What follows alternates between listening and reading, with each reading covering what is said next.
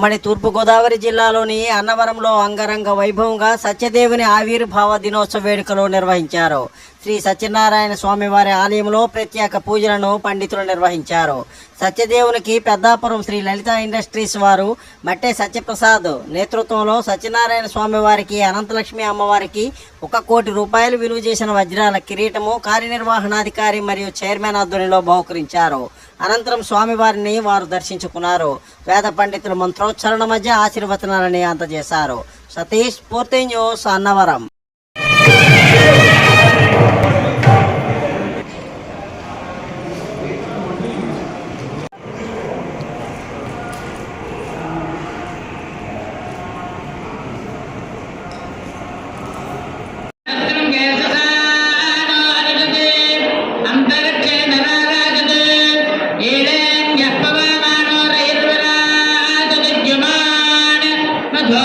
చేనేత వస్త్రాలు భారతీయ సంప్రదాయ కళలకు సంస్కృతికి ప్రతిబింబాలని జంగారెడ్డిగూడెం పట్టణ బీజేపీ అధ్యక్షుడు కొప్పాక శ్రీనివాసరావు అన్నారు.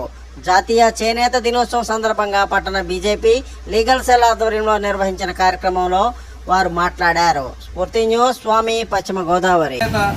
వస్త్రాలను చేనేత పరిశ్రమను ప్రోత్సహిస్తూ ఈ రంగాన్ని కూడా ముందుకు తీసుకెళ్ళాలి. ఎందుకంటే స్వదేశంలో ఉన్నటువంటి మన చేనేత వస్త్రాలన్నీ వాడాలి అని వారు పిలుపునిచ్చారు. తద్వారా అలా దేశవ్యాప్తంగా కూడా చాలా పెనుమార్పులు వచ్చినాయి. దీన్ని మనం సంక్షోభం నుంచి గట్టెక్కించుకొని కొనుగోళ్లు జరపాలి. ఎందుకంటే మన దేశము, మన వస్త్రాలు, మన సంస్కృతిని కాపాడాలి.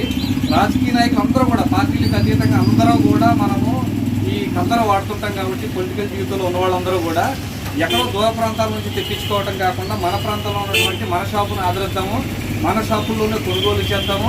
వాళ్ళకి ఉపాధిని ఇచ్చినట్టు ఉంటుంది, ఎంపవర్ ఇచ్చినట్టు ఉంటుంది. మనం అనేక రకాలుగా వేలాది రూపాయలు పెట్టి ఇతర ప్రాంతాల్లో కొనడం కాకుండా మన ప్రాంతంలో అందుబాటులో ఉంది. కాబట్టి జంగారెడ్డిగూడెం వాసులకి ఎన్డీఏ తరఫున, భారతీయ జనతా పార్టీ తరఫున చేనేత వస్త్ర దినోత్సవ సందర్భంగా మీ అందరికీ ఒక విజ్ఞప్తి చేస్తున్నాము.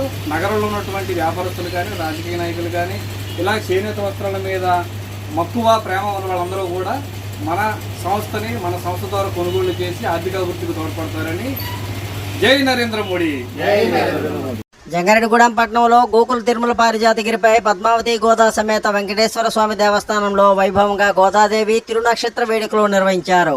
ఆలయ ప్రధాన అర్చకులు నల్లూరు రవికుమారాచార్యులు నేతృత్వంలో ఈ కార్యక్రమాలు నిర్వహించారు. శ్రావణ మాస పూర్వ ఫల్గుణ నక్షత్రం సందర్భంగా గోదాదేవికి వైభవంగా తిరునక్షత్ర వేడుకలను నిర్వహించడం జరిగిందని ప్రధాన అర్చకులు తెలిపారు.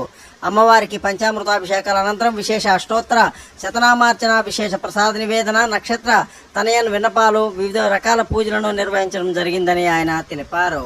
జంగారెడ్డిగూడెం వికాస తరంగిణి సభ్యులు శ్రీరామ్మూర్తి, సుగుణ దంపతులు ఈ కార్యక్రమంలో పాల్గొన్నారని, ఈ సందర్భంగా ప్రత్యేక కార్యక్రమాలను వీక్షించడం కోసం వేలాదిగా భక్తులు తరలి వచ్చినట్లు ఆ దేవస్థానం కార్యనిర్వహణాధికారి మాణిక్యం రాంబాబు తెలిపారు. స్వామి, స్ఫూర్తి న్యూస్, పశ్చిమ గోదావరి. తులసీ కాననోద్భవాం పాండ్యే విశ్వంబరాం గోదాం వందే శ్రీరంగనాయకీ.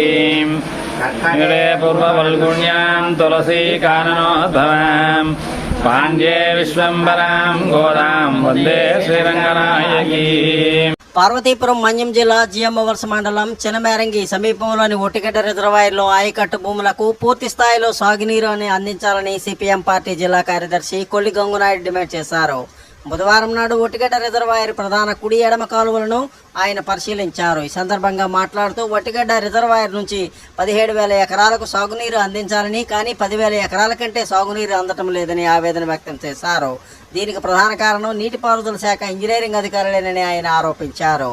స్ఫూర్తి న్యూస్, చౌదరి, మన్యం జిల్లా.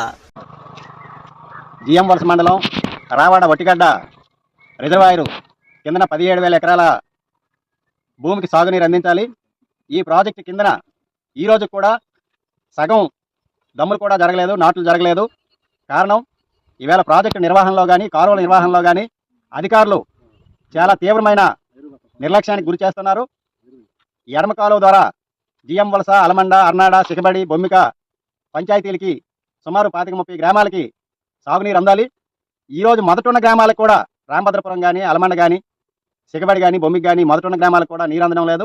అలాగే కుడి బ్రాంచ్ కాలువ ద్వారా కూడా ఈవేళ తుంబలి, అల్లువాడ ఈ ప్రాంతంలో కూడా సగం కంటే దమ్ములు కాలేదంటే ఒట్టిగడ్డ రిజర్వాయర్ తాలూకా నిర్వహణ ఏ రకంగా ఉందనేది అర్థం చేసుకోవాలి. ప్రతి సంవత్సరం ఇంజనీరింగ్ అధికారులు ఏఈ దగ్గర నుంచి ఈఈ వరకు కోట్ల రూపాయలు తీసుకురావడం, పనిచేసినట్టు చూపించడం, తినేయడం తప్ప సక్రమంగా పనులు జరగడం లేదు. జంగిల్ క్లియరెన్స్ చేయలేదు, మట్టిపై సిల్ట్ క్లియరెన్స్ చేయలేదు. కాబట్టి వెంటనే సిల్ట్ క్లియరెన్స్ చేసి, జంగిల్ క్లియరెన్స్ చేసి చివరి ఆయకట్టు వరకు నీరు అందించాలని ఈ సందర్భంగా డిమాండ్ చేస్తున్నాం. అలాగే గత సంవత్సరం జైకా నిధులు 42 కోట్ల రూపాయల నిధులు ఈ ప్రాజెక్టుకి వచ్చినాయి. ఇందులో కొంత పని జరిగింది. ఎంత పని జరిగింది, ఇంకా ఎంత నిధులు ఉన్నాయి, ఇంకా ఎంత పని జరగాలనేది స్పష్టంగా రైతాంగానికి, ప్రజలకి తెలియజేయాల్సిన అవసరం ఇరిగేషన్ అధికారులకు ఉంది. కాబట్టి వెంటనే అవన్నీ తెలియజేసి ఈ సీజన్ అయిపోయిన వెంటనే ఒక నిర్దిష్టమైన ప్రణాళికతో జైకా నిధులు ఖర్చు చేసి లైనింగ్ పనులు పూర్తి చేసి చివరి ఆయకట్టు వరకు నీరు అందించాలని డిమాండ్ చేస్తున్నాం. లేకపోతే రైతాంగాన్ని కదిలించి పెద్ద ఎత్తున రానున్న కాలంలో ఆందోళన చేస్తామని చెప్పి సందర్భంగా హెచ్చరిస్తున్నాం. Please like, share, subscribe our channel.